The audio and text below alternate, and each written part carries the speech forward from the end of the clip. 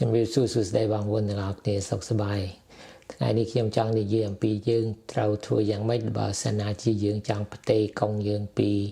Interactive Brokers ទៅ Tdameritrade ប៉ុន្តែមុននឹងខ្ញុំចូលទៅនិយាយអំពីរឿងនេះខ្ញុំចង់និយាយពី3យ៉ាងទៀតដែលមានតាក់ទងក្នុងការផ្ទេរកុងយើងអញ្ចឹងទី1យើងនិយាយអំពីការផ្ទេរហ្នឹងយើងផ្ទេរទាំង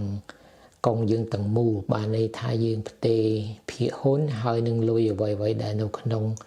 កុងទាំងអស់ហ្នឹងអញ្ចឹងនិយាយឲ្យខ្លីទៅកាលណាយើងផ្ទេរកុងហ្នឹងក្រោយមកគឺថានៅខាង Interactive Brokers ជាអត់មានអ្វីនៅសល់ទាំងអស់គឺថាជា zero អូខេទី2យើងចង់និយាយអំពីតើវាគេដកលុយសាវេប៉ុណ្ណាខ្ញុំបានតាក់ទងជាមួយនឹងសងខាង Tdameritrade ហើយនឹង Interactive Brokers ហើយខ្ញុំបានមើលតាម website គេដែរអញ្ចឹងគេថាម៉េចគេថាខាង Tdameritrade គេអត់មានយកលុយអីទេខាង Interactive Brokers គេក៏ថាគេអត់មានយកលុយអីដែរហើយខ្ញុំបានសួរបញ្ជាក់ខាង Tdameritrade ថាបើសិនណាជា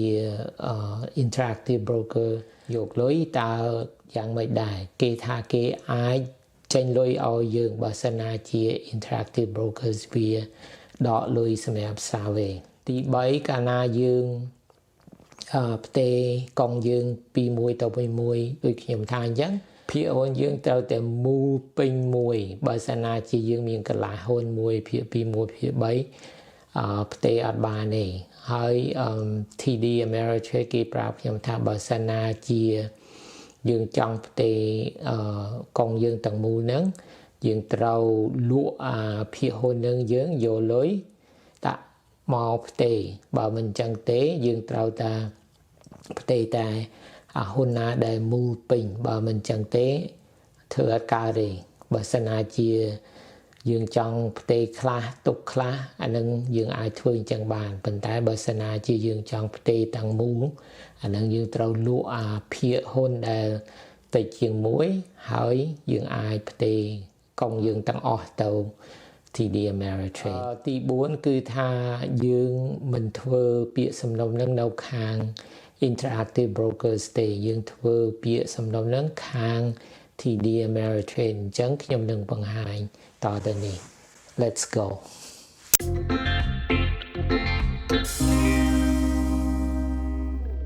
អញ្ចឹងចាប់ដើមមុនដំបូងយើងចូលទៅក្នុងកុងយើងឃើញមានចេះឯងយើងទៅឯណាយើងទៅ Tdameritrade យើងមិនទៅ Interactive Brokers ទេបានន័យថាម៉េចបានន័យថាយើងទៅចូលក្នុងកុងថ្មីយើងនៅនឹង Tdameritrade យើងប្រាប់គេថាយើងចង់ផ្ទេរហ៊ុនអញ្ចឹងយើងចូលកន្លែងនេះយើងឃើញមានគេដាក់ថា my portfolio ហើយយើងទៅណាយើងទៅកន្លែងនេះគេហៅថា transfers ចុចអានឹងទៅយើងឃើញមាន 4-5 យ៉ាងថាយើងចង់ទៅណាយើងចង់ទៅអានេះមួយឯងគេថា from another brokerage អញ្ចឹងវាចូលមកកន្លែងនេះហើយគេប្រាប់យើង transfer your account from another brokerage បានន័យថាយើងទេហ៊ុនពី broker ផ្សេងទៀតចូលមក Tdameritrade អញ្ចឹងយើងចុច begin transfer ដល់យើងចុចកន្លែងនេះគេមានបង្ហាញយើងមានក្រុមbrokers ដែល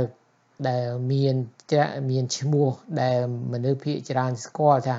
ប៉ុន្តែរបស់យើងអត់មាននៅលើនេះអញ្ចឹងយើងត្រូវដាក់វាចូលកន្លែងនេះអញ្ចឹងយើង type Interactive Brokers អញ្ចឹងឃើញវាចេញមកអញ្ចឹងយើងចុចជាមួយនេះ Interactive Brokers LLC តើហើយយើងធ្វើមិនទៀតឃើញកន្លែងនេះគេយើងឃើញគេថា continue អូខេកន្លែងនេះគេសួរយើងតើយើងចង់ផ្ទេរអាកុងយើងផ្ទេរទាំងអស់ឬមួយក៏យើងផ្ទេរខ្លះទុកខ្លះឥឡូវនេះខ្ញុំធ្វើជាឧទាហរណ៍សម្រាប់យើងផ្ទេរទាំងអស់អញ្ចឹងយើងថា for យើងចុចកន្លែងហ្នឹងអញ្ចឹងគេសួរយើងតើកុងយើងលេខប្រមាណនៅ Interactive Brokers អញ្ចឹងខ្ញុំដាក់លេខអានេះជាលេខឧទាហរណ៍ទេហើយគេចង់ដឹង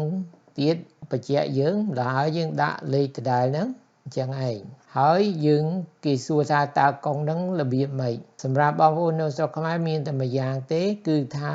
គេហៅថា individual អូខេអញ្ចឹងយើង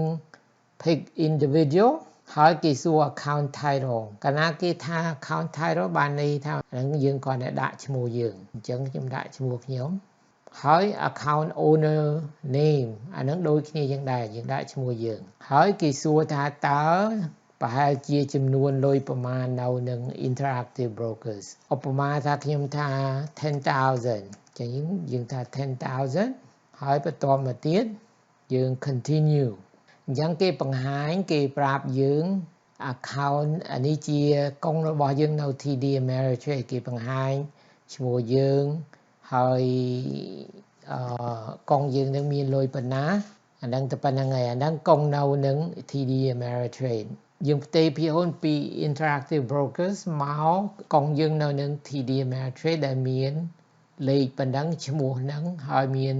តម្លៃប៉ុណ្ណាម្ល៉េះហើយយើងចុចទៅទៀត is continue គេឲ្យយើងមើលតើឈ្មោះនឹងដូចគ្នាអត់បើអត់ដូចអញ្ចឹងយើងត្រូវបដូរតាបើសិនណាជាយើងដាក់ឈ្មោះមិនដូចគ្នាអញ្ចឹងបានន័យថាកាលណាយើងផ្ទេរឈ្មោះពី